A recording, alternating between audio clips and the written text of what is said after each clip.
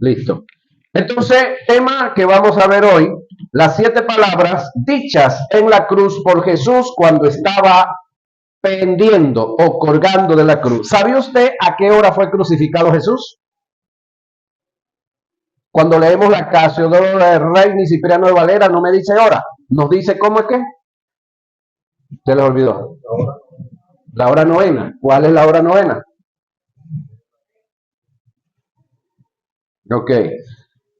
Cuando leemos la perchita, nos habla un poquito más claro, dice la hora exacta, que son las 9 de la mañana, y estuvo desde las 9 de la mañana hasta que lo bajaron, entre las 3 y las 4 de la tarde. Estuvo allá colgando. ¿En qué momento murió? No sabemos, pero sabemos que murió. Para morir físicamente, cualquier persona primero tiene que haber muerto espiritualmente. ¿Sabía usted eso? Por lo tanto, si toda persona para morir físicamente tiene que morir espiritualmente, Jesús no se escapó de esa. Es decir, Jesús primero muere físicamente para luego morir espiritualmente. Grábese eso, hermano querido y amigo que me oyen. Porque de otra manera no era posible, no fue posible. Entonces, vamos a ver las 7 palabras que él da en la cruz. Le decía que es algo común que se va a ver ahorita en los diferentes lugares donde se adora a Jesús, donde por lo mínimo hay la intención, ¿sí?, de que se le está adorando. Es algo que usted lo va a ver por la televisión toda esta semana. De mañana en adelante, pues comienza la llamada Semana Santa o semana que dedican para recordar la muerte de Jesús.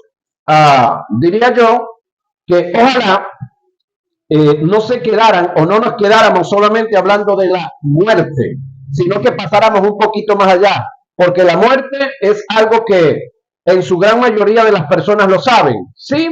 Pero lo glorioso no es meramente la muerte, lo glorioso está lo que se consiguió por causa de esa muerte. Ahí está lo glorioso, ahí está lo grandioso. Entonces, los beneficios obtenidos por la muerte. Sin embargo, para el momento que Jesús está en la cruz, a mí me llama poderosamente la atención que sus primeras palabras fueron, dímelo ahí, elimine, 23:34. Sus primeras palabras de Jesús en la cruz, ¿cuáles fueron? Y Jesús decía: Padre, perdónalos porque no saben lo que hacen. Estas fueron las primeras palabras. Padre, perdónales porque no saben lo que hacen. Jesús en ese momento está, sí, listo para ser sacrificado. Una cantidad de elementos fueron registrados, fueron reunidos para poder llevarse a cabo esa acción. De los elementos no vamos a hablar. El detalle está que esos elementos pudieron producir en la parte psíquica de Jesús, es decir, en su alma, pudieron producir una serie de resentimientos, pudieron producir incomodidades, pudieron producir alguna angustia, porque todos sabemos, los que vivimos, que cuando la gente habla y dice de nosotros, tenga razón o no tenga razón, eso tiende a afectarnos en el área psíquica. Y toda afección en el área psíquica tiende a manifestarse a través del cuerpo. La mirada, la forma del rostro, la manera de mirar, la manera de caminar, incluso puede afectar en la parte de la salud cuando ya el tema es largo y proyectado. Sin embargo, ¿qué es lo primero que Jesús dice? ¿Pueden repetirlo todo? Padre, perdónales, porque no saben lo que hacen. Recuérdoles que Jesús está en ese momento a punto o comenzando su sacrificio. Y lo primero que procuró Jesús era que ese sacrificio no fuera acompañado de un resentimiento, no fuera acompañado de un pensamiento negativo hacia los que lo estaban rodeando. Jesús sabía que todo lo que estaba pasando estaba escrito, porque cuando usted revisa la Biblia, todas las profecías estaban, parte de ellas cumpliéndose, faltan algunas por cumplirse. Sin embargo, Eso que estaba escrito,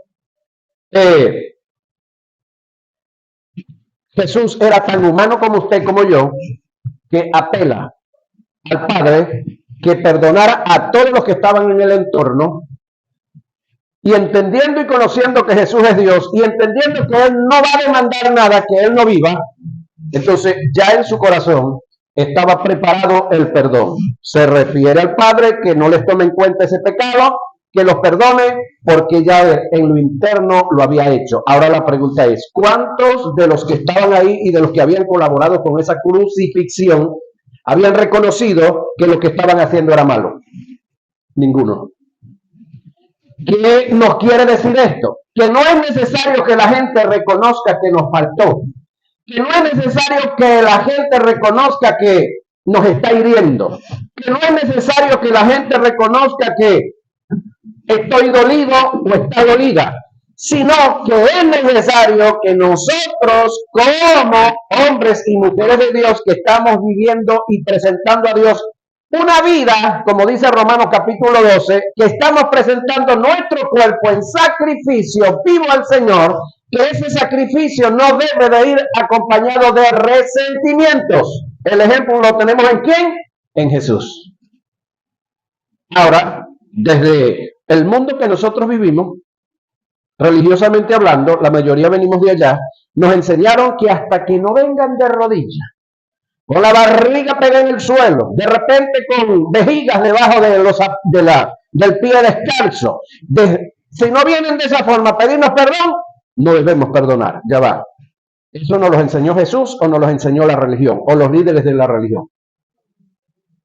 ¿Qué fue lo que hizo Jesús entonces? Perdonó sin que hayan venido a pedir perdón. ¿Qué nos muestra eso? Perfección. ¿Qué nos muestra eso? Que el sacrificio que Jesús quería mostrar al Padre debía de ser perfecto, porque al Padre que se le estaba presentando el sacrificio es perfecto. Entonces, el Padre es perfecto y demanda perfección. Por esa razón, Jesús está presentando, o lo primero en lo cual toma en cuenta para presentar este sacrificio, era que no debía de haber ningún resentimiento, bien sea que los que hicieron lo hicieron consciente o inconsciente, lo hicieron por ignorancia o por lo que haya sido. Siempre el perdón debe estar por delante. Ahora, ¿qué es lo que nos da fuerza para perdonar? ¿Lo inteligente que somos, dijo el mexicano? No. ¿Lo moreno que somos? No. El que seamos blanquitos, no. El que tengamos la nariz perfilada o nariz de mano de gato, tampoco. ¿Qué es lo que nos da la fuerza para perdonar? ¿Alguien me puede ayudar a predicar aquí? ¿Qué es lo que nos da la fuerza para perdonar? El amor. El Amor de Cristo. El ágape, el amor ágape, señoras y señores, es lo que nos da la fuerza para perdonar. Oiga, el amor ágape, no el filín ni el ero. ¿Sí? Sino el ágape. Ahora pregunto yo, ¿portaba Jesús el amor ágape? Sí. ¿Lo portaban sus discípulos? No. ¿Sabe por qué los discípulos todos abandonaron a Jesús y no lo acompañaron hasta la cruz?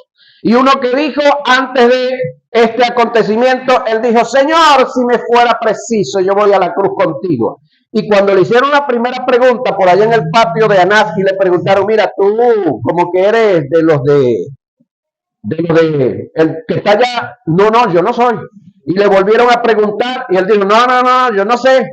Y en la tercera vez el tipo tuvo el tupé, dijera la vieja Petra, mi mamá, la cachaza de maldecir y decir, maldita sea, no conozco a ese hombre.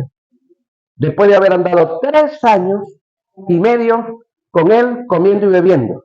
Ahora dicen por ahí lo urge que él rechaza y se expresa de esa forma contra Jesús es porque le había sanado la suegra. Yo no creo eso, pero eso es lo que dice la gente por ahí. No, el detalle es que en el tipo no estaba el amor ágape, que es el necesario para tomar la actitud que tomó Jesús estando en la cruz. No es porque le sanó la suegra, no, es porque en él no estaba lo que dice Romanos 5:5, el amor. ágape derramado en sus corazones. Ahora, en Jesús sí estaba, ha estado y permanecerá el amor ágape. Por esa razón tuvo la capacidad de perdonar. Ahora tú me dirías, pastor, bueno, está bien, Jesús, en él estaba el ágape y por eso perdonó. Y luego vamos a leer lo que dice Hechos, capítulo 3, verso 17, perdón. Hechos 3:17 dice: Mas ahora, hermanos, sé que por ignorancia lo habéis hecho, como también vuestro gobernante. Pedro está predicando que por ignorancia lo habían hecho, es decir, entregaron ¿a quién? A Jesús, al Cristo, al Mesías. El 7:60 da la muestra, la actitud de un hombre, no Jesús, de un hombre natural que toma la misma actitud de Jesús. Ahora, ¿por qué toma la misma actitud de Jesús este hombre del capítulo 7, verso 60? Porque el amor que estaba en Jesús ya estaba en él, que no estaba en los discípulos antes de la resurrección de Jesús. ¿Qué dice el 7:60? Y puesto de rodillas clamó a gran voz: Ajá. Señor, no les tome en cuenta este pecado. Ese hombre se llama Esteban. Ese hombre estaba rodeado de hombres para apedrearlo. Todos lo acusaban de que estaba en un mal camino, de que estaba enseñando una falsedad y que era discípulo del que habían crucificado. Ahora pregunto yo, ¿sería que de verdad este hombre era discípulo del que habían crucificado? ¿Qué dicen ustedes? ¿Sería que era discípulo? ¿Qué hace un discípulo? Muestra el carácter de su Señor. ¿Qué hace un discípulo? Manifiesta lo que manifestaría su Señor. Ahora, este hombre rodeado, acusado injustamente, y todo el mundo con piedra en la mano, él estaba para ser sacrificado y hace lo mismo que hizo su Señor en la cruz. ¿Por qué hizo lo mismo que hizo su Señor en la cruz? Porque el amor ágape ya estaba en él, había sido derramado por el Espíritu Santo. ¿Por qué los otros, los 12, no pudieron hacerlo antes de la resurrección de Jesús? Porque el amor ágape no estaba en ellos. Ahora pregunto, en usted y en mí, luego de haber aceptado a Jesús, ¿estará el amor ágape, sí o no? Vuelvo a preguntar, que hay como silencio por ahí, como que se me entretuvieron por ahí. En usted y en mí, después de haber aceptado a Jesús, ¿está o no está el amor ágape? ¿Han leído alguna vez Romanos 5:5? Bueno, Romanos 5:5 se me pegó a mí como Eclesiastés 5:5 en el pasado, ¿no? A la gente que nos prometía algo y no nos daba, ¿qué le pegábamos por cachete? Eclesiastés 5:5, no sé si a usted le pasó. Pero ahora hay un Romanos 5:5 que dice que el amor de Dios, el ágape, porque es el que él practica, ha sido derramado en nosotros por su Espíritu Santo. Ahora, si está derramado en mí, ¿es para que solamente esté ahí o para que lo manifestemos en estas y otras circunstancias? Para que lo dejemos fluir, para que le demos libertad. Ahora, la gente y muchos predicadores y muchos líderes y feligreses de iglesia, ellos dicen que quieren un avivamiento. ¿Sabe qué es avivamiento? Fuerza viva en movimiento. Y no hay avivamiento si no hay manifestación del ágape de Dios en nadie. Porque hablar en lengua no me dice a mí que es avivamiento. Danzar no me dice a mí que es avivamiento. Usted ha leído el tema sobre el fruto del Espíritu. ¿Cuál es el que está como punto número 1? ¿Cuál amor?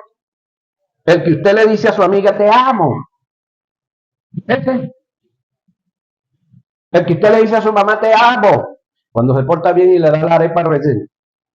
Pero cuando no, esa vieja, yo no sé para qué me trajo al mundo, para ponerme a pasar hambre, para no atenderme al tiempo, ¿no? No, ok. Entonces, ese te amo tiene que ser cuando la arepa viene bien resuelta y rellena y de repente con un pedazo, y cuando no viene nada, también. Tiene que seguir ese te amo, vieja. ¿Qué quedó? ¿Me lo que trajo? Ay, entonces, ¿por qué busca? Ahora, Esteban manifiesta, y estamos hablando del primer punto de lo que es la posición de Jesús frente al Padre y la posición de Esteban frente a Dios, Pedro le dice que por ignorancia ellos habían hecho tal cosa, pero a esta altura de la vida ya nosotros tenemos un gran conocimiento, ya no hay una ignorancia en nosotros en cuanto a lo que es el mundo espiritual, y la expresión es: Padre, perdónalos porque no saben lo que hacen. Nadie había venido a pedir perdón. Ahora, esa es la primera expresión, y si nosotros somos discípulos de Cristo, si nosotros seguimos a Jesús, ¿cuál debe ser nuestra actitud frente a cualquier circunstancia? ¿La misma, parecida o como nosotros querramos? Acuérdense que el discípulo debe de hacer lo que su Señor lo enseñó a hacer. ¿Amén? Pues ya. Juan 6:60. Ya va. Hechos 7:60. Ya vamos para allá. Segundo punto o segunda expresión. Entonces, sin embargo, Jesús hablando también un poquitico de esto, que lo recuerdo por allá, él dijo que cuando vengas a la congregación y te recuerdas que tu hermano tiene algo contra ti, ¿qué es lo que debes de hacer? No entregues la ofrenda, ve y busca a tu hermano y ponte a cuenta con él o perdónale. Ahora, usted me diría, bueno, hermano, pero es que el hombre o la mujer con la que yo tuve la bronca se fue del país, no está por ningún lado, es decir, alcanzable, pues, en cuanto a una llamada, en cuanto a escribir. Entonces, usted tiene aquí un corazón desde donde usted puede perdonar. No, pero es que la persona con la que yo tuve la bronca, ella se murió hace tiempo. Bueno, usted tiene aquí una posibilidad de perdonar, porque Jesús lo hizo, y no creo que todos los que habían atentado contra Jesús estaban ahí en el lugar del Gólgota. No todos estaban ahí para que tenía que ser presencial, no. Él lo hizo desde aquí, desde su corazón, y le dijo: Padre, perdónales, porque no saben lo que hacen. Es la actitud, el comportamiento. Él es el quitar de usted lo que le enferma primero a usted. ¿Sabía usted que el resentimiento o el odio contra alguien es tomarte tú un veneno y pensar que el otro se vaya a morir? ¿Sabías eso? Que el que tú tengas resentimiento contra alguien es tomarte tú un vaso de veneno pensando que se va a morir el otro. Porque el más afectado cuando hay resentimiento eres tú, no el otro. Porque de paso hay ciertos resentimientos que el otro ni siquiera sabe que tú tienes esa carga, esa acción, ese desamor, pudiéramos decirle, contra él o contra ella. Él no sabe o ella no sabe que tú con tu actitud le ofendiste y tú andas súper molesto. Se cuenta la historia de un padre en conversación con su hija, la hija muy molesta con una chica que vivía a 2 casas, y le dijo: papá, fulano me tiene molesta, me tiene full, yo necesito matar a esa mujer y tú me vas a ayudar. Y el viejo inteligente le dijo: sí, listo, vamos a hacer algo. Si la matas así, con ese odio, con esa rabia que tienes, todo el mundo se va a enterar y tú vas presa. Pero vamos a hacerlo de una manera inteligente. Tú te vas a acercar a ella, te vas a hacer amiga de ella y la vas a traer a la casa, y yo te voy a dar una pastilla que se la vamos a ir dando paulatinamente. Esa pastilla tiene un veneno para que la matemos sin que la gente se dé cuenta. Después que se murió, listo, se acabó todo. Entonces, ella se extraña. Bueno, vamos a hacerlo así. Comenzó a traerla, inventar juego, estudiar alguna cuestión, y el viejo le iba dando una pastilla. Entonces ella se la daba a ella en un jugo, en alguna comida, y ya cuando pasó el tiempo, él le dice: mira, ya ese veneno debe ir bastante avanzado. Y él dice: papá, no, yo no quiero que ella se muera. Ay, ¿cómo hacemos ahora con todo el veneno que le hemos dado? No, papá, yo no sé qué te vas a inventar, pero yo no quiero que ella se muera. ¿Por qué? Porque habían comenzado relacionarse, un compartir. Entonces el papá luego le dice: no, hija, no se preocupe, que lo que yo le estaba dando a usted eran unas pastillas de polvo de arroz. Él no había ningún veneno, porque yo sabía que la que estabas mal eras tú, no ella. Ella andaba bien tranquila. Papa inteligente, ¿verdad? Entonces, la que se estaba muriendo por dentro, la que andaba encuaimada, la que andaba procurando una úlcera, procurando un ACV, procurando todos los tipos de molestias que trae el resentimiento, era ella. Y el papá inteligentemente le ayudó a matar, pero lo que ella tenía dentro, no la otra. ¿Están aquí? Ahora, Lucas 23:43, segunda palabra dicha por Jesús en la cruz del Calvario, ¿qué dice? Entonces Jesús le dijo, de cierto te digo que hoy estarás conmigo en el paraíso. Ok, una vez que Jesús prepara, por si acaso había algo de resentimiento por allá, y si no había resentimiento, que no creo que lo había, Jesús lo que nos está es mostrando a nosotros cómo se debe presentar a Dios una ofrenda o un sacrificio. Entonces acá Jesús está crucificado en medio de dos ladrones, en medio de dos delincuentes. Uno comienza a injuriarlo, uno comienza a tratar de molestarlo y el otro le dice, ya va, chico. Tú no te das cuenta que tú y yo estamos en el lugar que merecemos estar por la vida de vago y de pillo que teníamos. Nosotros sí estamos en el lugar que mereciéramos estar, pero este no. Este es inocente. Este lo que se la pasaba era sanando a los que estaban enfermos. Este lo que se la pasaba era dándole comida por allá a los que no tenían. Este se la pasaba era liberando a los que estaban endemoniados, poseídos. De vez en cuando se metía con los fariseos, pero no en contra de la ley, sino en contra de lo que ellos le habían añadido a la ley. Pero es que eso no era mal de morir, porque él no estaba en contra de la ley, sino de la tradición, de las costumbres, de los dogmas. Entonces, este hombre no merece estar aquí. Y de repente se vuelve y le dice, acuérdate de mí cuando vengas en tu reino. Le dice él a Jesús. ¿Qué le dijo Jesús? No, tienes que dejar la vida de delincuente. Tienes que pasar 2 años de disciplina con la barriga en el suelo. Tienes que pactar, tienes que ofrendar, tienes que diezmar para poderte salvar. ¿Qué le dijo?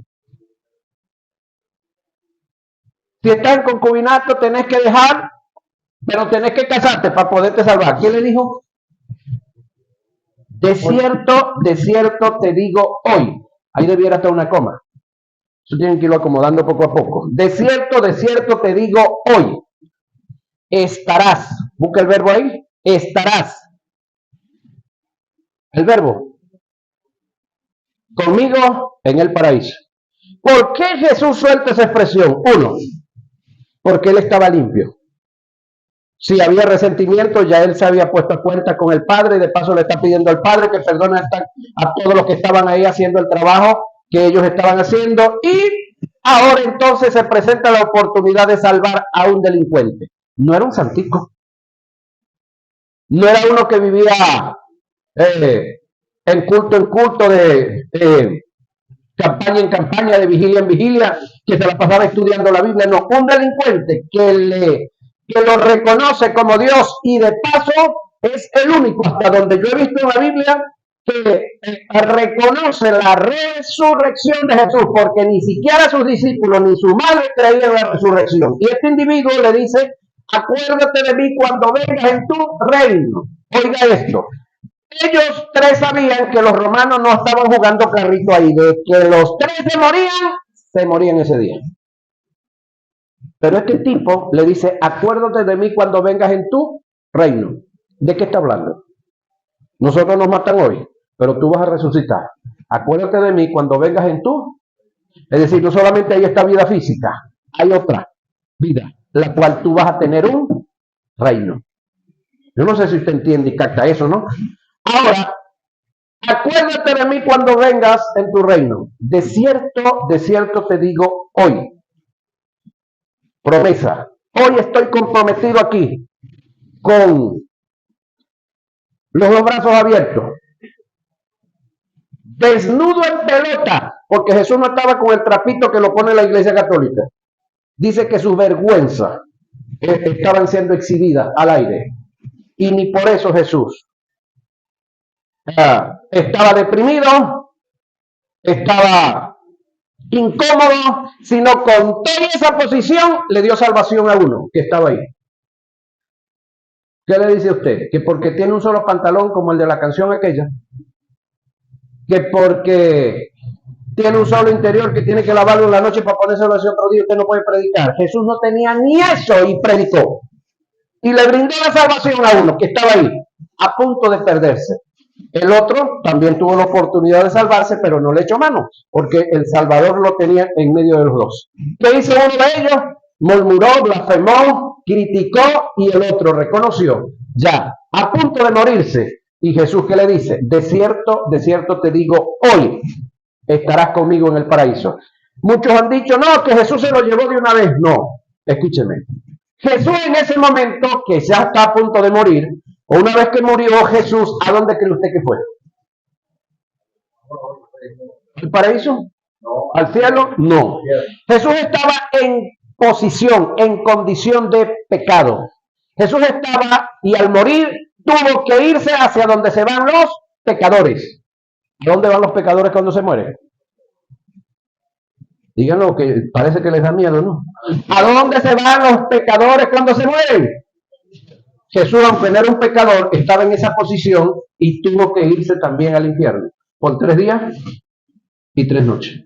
Entonces Jesús no le puede estar diciendo a él que se iban a ver en el paraíso ahí, en el momento, no. De cierto te digo hoy, en el futuro, cuando yo vaya al infierno, sea resucitado, vaya al cielo, selle el pacto, regrese otra vez, esté con los discípulos, 40 días y 40 noches que voy a estar con ellos, ascienda al cielo. Cuando te toque resucitar, tú vas a estar conmigo en el paraíso. Es decir, tu salvación está asegurada, ya va, pero no lo habían bautizado. ¿Cómo hacemos con él? Si vivía en concubinato, no se había casado para bautizarlo, ¿no? Como de costumbre algunos. Pero todo el que invocar el nombre del Señor será salvo. La condición en la que esté no importa. Lo importa es que reconozca, que conozca y reconozca. Ahora, con todo el que conozca, oiga, con todo el que conozca, pero no reconozca, no hay nada. Porque pregunto, el otro ladrón que estaba ahí, ¿conoció a Jesús? ¿Lo vio? ¿Estuvo cerquita? ¿Alcanzó la salvación? ¿Por qué? Porque la rechazó. No confesó, no reconoció a Jesús como Dios. Entonces Jesús, en todo y esa condición en la que estaba, brindó salvación a este hombre y le dijo que hoy estarás conmigo en el de cierto te digo hoy, el dicho se lo está diciendo, estará en el futuro conmigo en el paraíso. Es decir, por tu actitud, por tu acción, ya tú estás en la lista de los salvados. Amén. Vamos avanzando. Tercera acción, tercera palabra. Juan 19:26. ¿Cómo dice? Cuando dio Jesús a su madre y a sus discípulos a su la mano, estaba presente. Otra vez, oigan la tercera palabra de Jesús. Cuando vio Jesús a quién? Ajá, eso lo dice el comentarista. ¿Quién sería ese discípulo? Juan. Pero aunque el dicho diga el discípulo que él amaba, no es que no amaba a los otros, sino que había un caso ahí de, como ese caso de que pasa con algunos padres y algunas madres, que no es que quieren más a un hijo, sino que hay algunos hijos que se dan a querer más que otros. Y entonces pareciera que es que esa madre quiere más a ese hijo. No, es que los otros son medio puercoespín. ¿Sí? Y no se dan a querer. Entonces el que no se da a querer, ¿qué va a pasar? El otro es así como despegado, el otro es así como que autosuficiente. Pero hay unos que son tanto ñecos que viven metidos ahí. Metidos en los justanes, ¿no? Entonces, ese lo está disfrutando porque no tiene un hermanito o una hermanita, no. Pero, ay, cuando llegue uno. Ahora, el detalle está en cuanto a esta área que Jesús tenía una responsabilidad que cumplir antes de morir.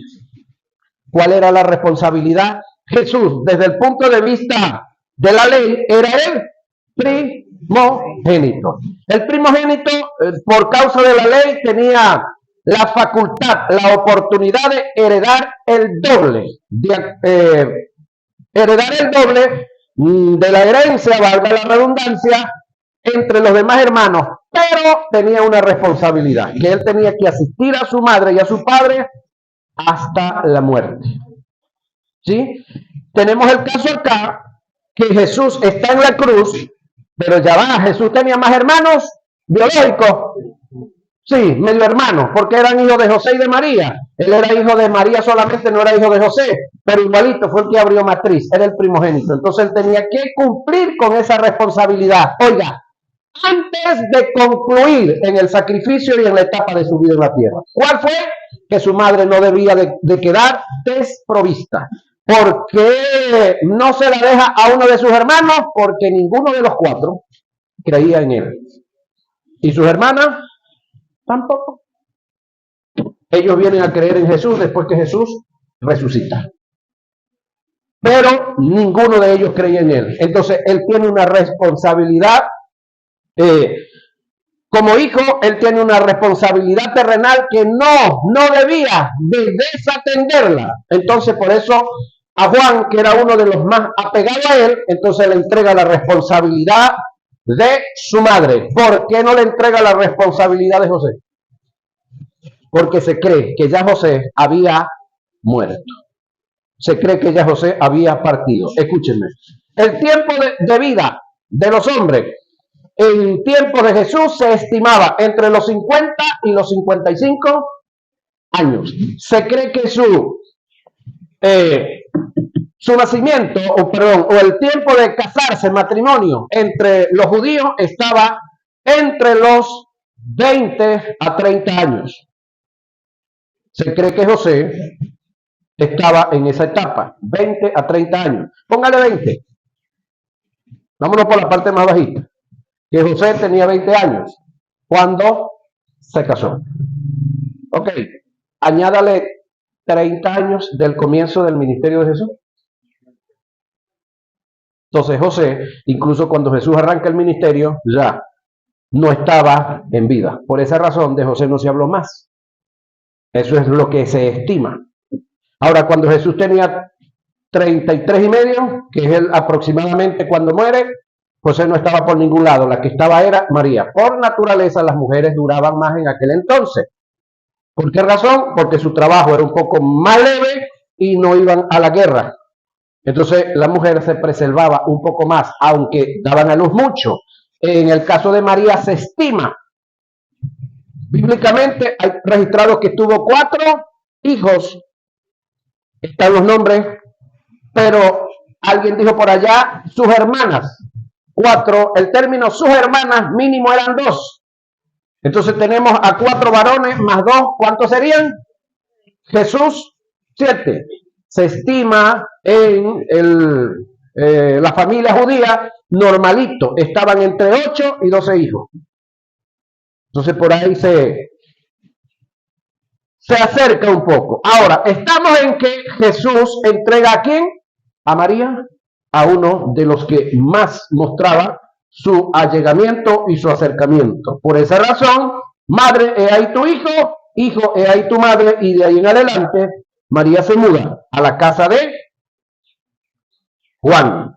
Vamos al cuarto punto. Marcos 15:34 y Mateo 27:46. Seguimos avanzando. Ajá. Desde las 9 de la mañana y a las 3 de la tarde. Ajá. Eso es en arameo. Ahora, pregunto yo. Jesús, si ya perdonó, si ya... ¿qué fue lo otro que hizo? Si ya perdonó, ¿qué fue lo otro que hizo? El punto 2. Porque lo primero que hace es perdonar. El punto número 2, salva gente. ¿Estamos en claro? Salva a uno de los ladrones que estaba al lado. Luego, en el tercer punto, responsabilidad social, terrenal. Entrega a su madre y la deja bajo resguardo. En este tercero, está expresando que le a Dios el por qué lo había abandonado. Pregunto yo, ¿Jesús estaba diciendo una verdad o estaba mintiendo acá? Y los demás que creen lo contrario, el que calla otorga. Por causa de estar cargado de pecado, uno, y por causa de la santidad de Dios, Dios no podía asistirlo, estar con él. Dios se había separado de él. Entonces, cuando Dios se separa de uno, ¿cómo queda uno? Espiritualmente hablando, muerto. Aunque físicamente esté vivo, espiritualmente está muerto, que es el caso que le pasó a Adán. Una vez que peca, Dios se separa de él, él sigue vivo. Lo expulsa del huerto para luego rescatarlo allá afuera. ¿Sí? Y Adán finalmente muere a los 930 años. Se estima que tenía unos 100 años cuando le falló a Dios, cuando se rebeló. Entonces, la muerte espiritual trae como consecuencia la muerte física. Jesús es abandonado por Dios. ¿A dónde creen ustedes? ¿En qué lugar es cargado Jesús de pecado? No hay un registro. ¿Dónde? Sin embargo, si hacemos un análisis, Jesús en el desierto, estando en el desierto, cuando pasó por la etapa de la tentación, el Espíritu Santo lo abandona, lo deja solo. Al final de la etapa de la tentación vinieron ángeles y le servían. ¿Por qué ángeles le tienen que servir? Porque el Espíritu Santo no puede atenderlo todavía. Entonces ángeles le sirvieron. ¿En qué otro lugar, en qué otro sitio geográficamente es atendido Jesús por los ángeles o por ángeles? En el Getsemaní, eso es correcto. Entonces en el Getsemaní Jesús es asistido por ángeles nuevamente. ¿Por qué razón? Porque Dios no lo puede asistir. Porque no lo puede asistir, entonces es donde usted debe de deducir que del Getsemaní en adelante Jesús estuvo cargado de el pecado. Es lo que yo veo. Entonces desde el Getsemaní, luego que es asistido por ángeles. Ahora, cuando usted hace un análisis, un pequeño análisis violento sobre esto, a todos los hombres del Antiguo, la mayoría de los hombres del Antiguo Testamento que fueron asistidos por ángeles, porque lo asistían los ángeles y porque no el Espíritu Santo, porque estaban en pecado. Entonces, eso es lo que yo puedo deducir y ver en Jesús. Ahora, los del Antiguo Testamento, hombres y mujeres, estaban en pecado por causa de lo que hizo Adán. En el caso de Jesús, estaba cargado, no estaba en pecado, estaba cargado de pecado, pero era el pecado suyo y el mío, no era de él. ¿Sí? Eso entonces le da derecho a Dios para apartarse. Eso le da derecho al diablo para entonces tomar posesión sobre Jesús. Entonces acá, en el tercer punto, tenemos a Jesús expresando una realidad. Elí, Elí, lama sabactani. Hablando del arameo. Dios mío, ¿por qué? Cuarto punto. ¿Por qué me has desamparado? Ahora pregunto. Ahí estaba hablando Jesús espíritu, Jesús alma o Jesús cuerpo.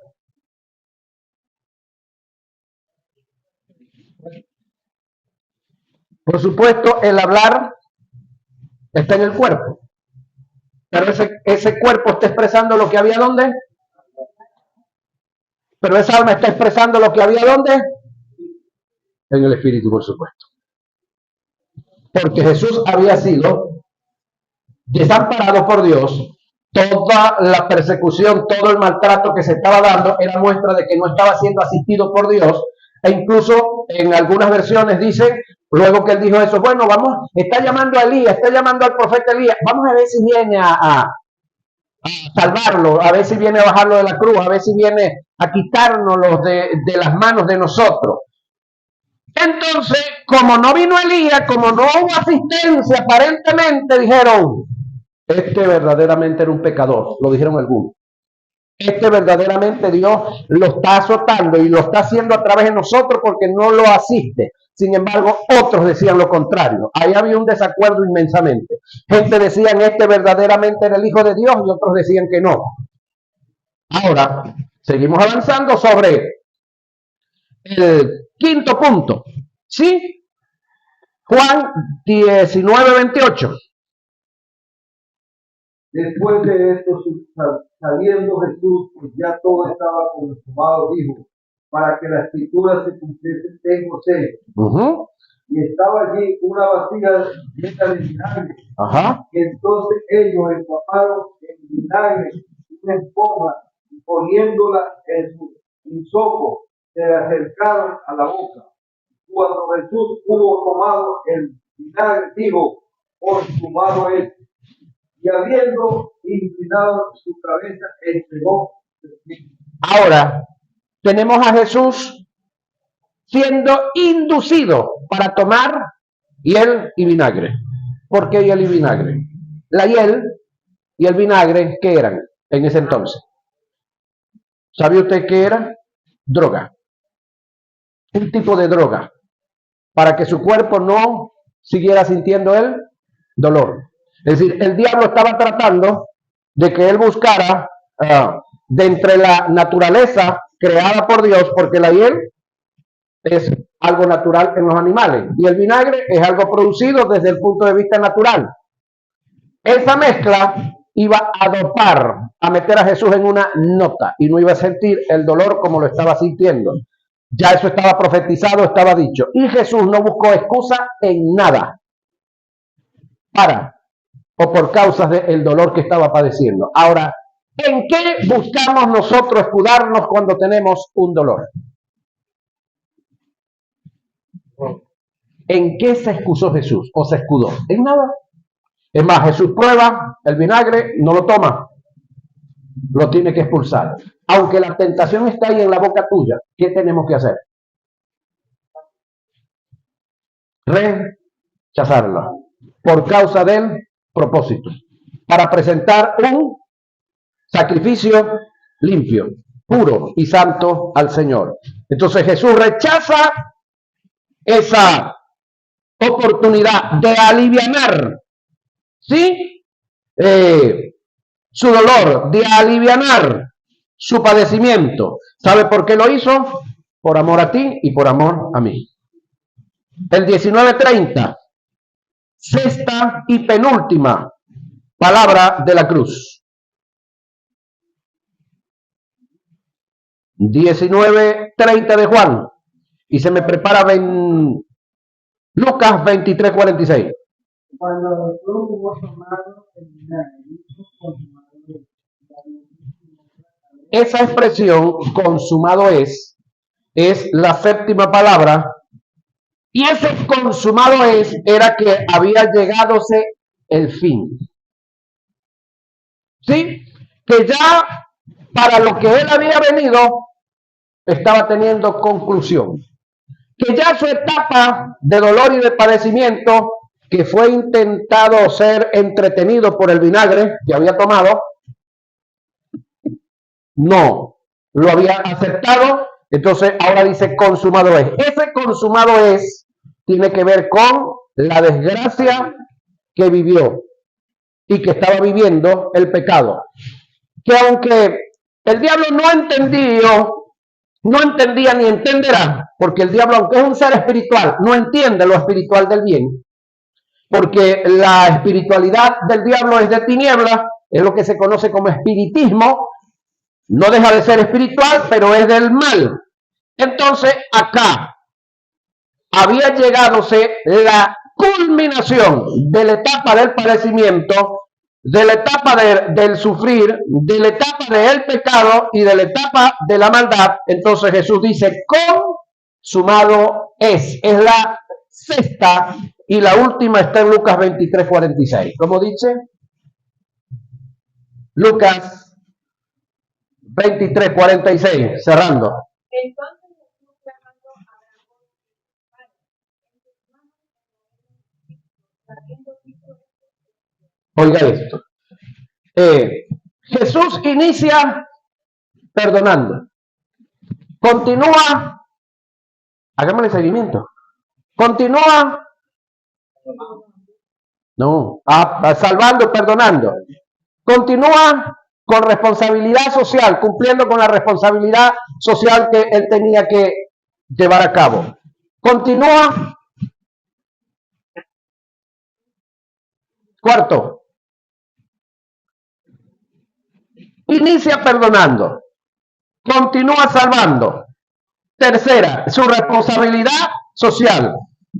En el cuarto está mostrando la condición en la que él estaba. El quinto expresa una condición natural que tenía sed. Ok, en el punto sexto, que es lo que acaba de leer el que le tocó el 6, terminando la etapa de lo que estaba, y en la etapa séptima, ¿qué está diciendo? Repítame Lucas 23:46. Padre, en tus manos encomiendo mi espíritu. Ya va. Jesús está claro que en ese momento él tiene que partir de la tierra. Su espíritu tiene que salir del cuerpo. ¿Y quién es el responsable de ese espíritu al salir del cuerpo? En la condición que él está, en la condición que está Jesús, tiene que ser llevado ¿por quién? Por el mundo de las tinieblas al lugar de tormento. Pero ya va, hay una promesa de ser resucitado al tercer día. Y esa promesa depende de quién? Del Padre. Entonces Jesús acá está, Padre, en tus manos encomiendo, aunque él no iba a ser llevado por el Espíritu Santo ni por los ángeles al infierno. ¿Quién cree usted que lo llevaba? Está cometido de pecado, tiene que llevarlo los pecados. Está cargado de pecado Jesús. De pecado, al infierno, tiene que llevarlo. Cuando usted sale de un tribunal con una sentencia, ¿quién se lo lleva? La Guardia, el 6CPC, si usted es político se lo lleva el DGCIN o el SEBIN. ¿Sí? Entonces, el juez ejecuta la sentencia, dicta la sentencia, dicta, pero ¿quién ejecuta?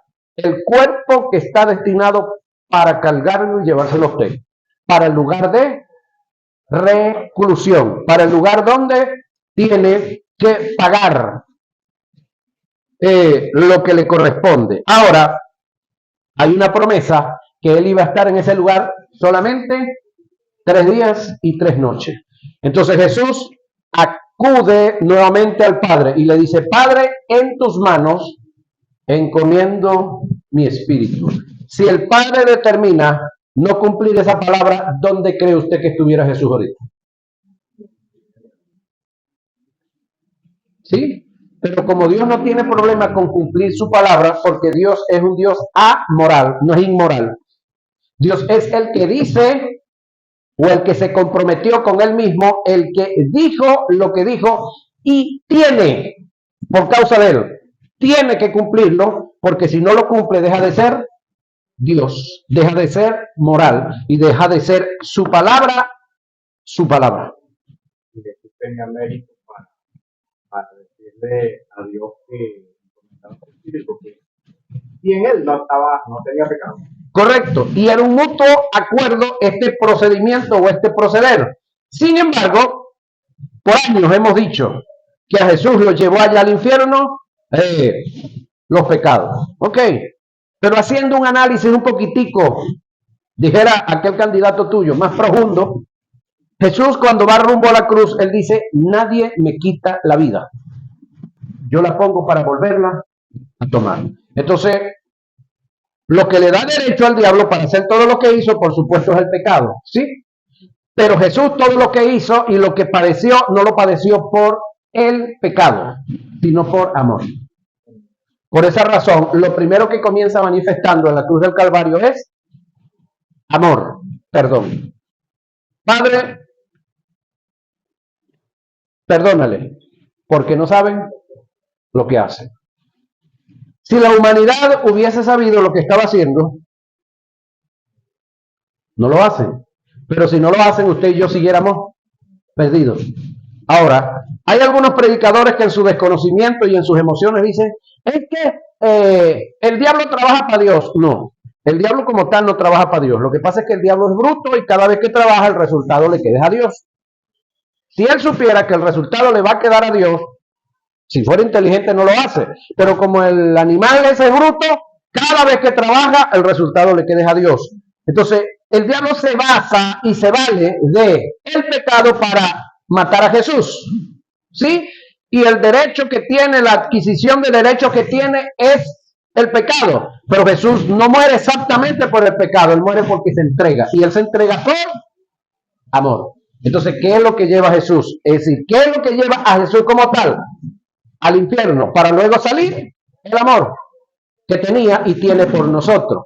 Ahora, ¿qué es lo que le dio derecho al diablo y a sus secuaces para hacer todo lo que hizo? El pecado. Ahora, hablando del pecado, ¿el pecado sigue existiendo? Esa es la pregunta. ¿El pecado sigue existiendo? Si el pecado como tal, siguiera existiendo, hablando de aquí, entonces el diablo sigue teniendo derecho para volver a llevar a Jesús a la cruz. Ahora la pregunta es, ¿tiene derecho el diablo para llevar a Jesús otra vez a la cruz? No. Entonces, el pecado para efectos de Jesús no existe, para efectos de nosotros no existe. Sin embargo, para efectos del mundo, el pecado sigue existiendo, porque el mundo es mundo por causa del pecado. Pero en nosotros hubo un nacimiento de nuevo, por causa de el amor de Él a favor nuestro. Entonces, ese amor ha sido derramado en nuestros corazones. Por lo tanto, nosotros debemos, al igual que Jesús, manifestar ese amor a favor de otros y de otras. Es decir, la primera manifestación que vimos en Jesús por causa de ese amor fue, si en nosotros está ese amor, nosotros debemos fácilmente perdonar. La segunda manifestación fue salvación sobre perdidos, ¿no? Entonces, si ese amor está en nosotros, nosotros debemos de estar manifestando esa salvación para otros y otras. En tercer lugar, responsabilidad social y moral con nuestro entorno. Y así sucesivamente, si nosotros somos discípulos de Jesús, como lo decimos y como lo creemos, entonces tienen que estar esas manifestaciones en nosotros. Amén. Amén.